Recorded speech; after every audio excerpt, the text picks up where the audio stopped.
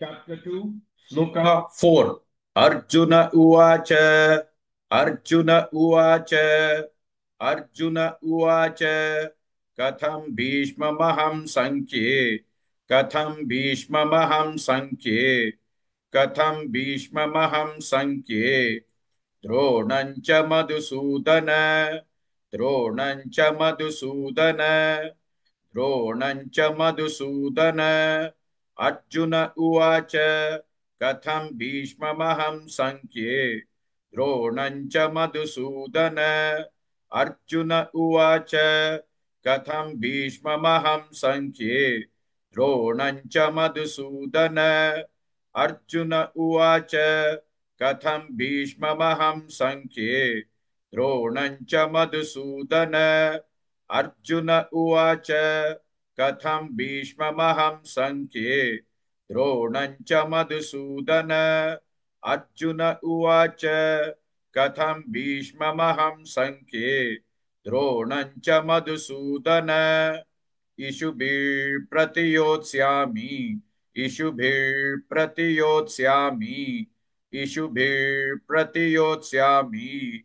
Pujarhavari Pujarhavari Pujarhavari Ishubhe Pratiyotsyami. Pujarhavari Ishubhe Pratiyotsyami. Pujarhavari Ishubhe Pratiyotsyami. Pujarhavari Ishubhe Pratiyotsyami. Pujarhavari Ishubhe Pratiyotsyami.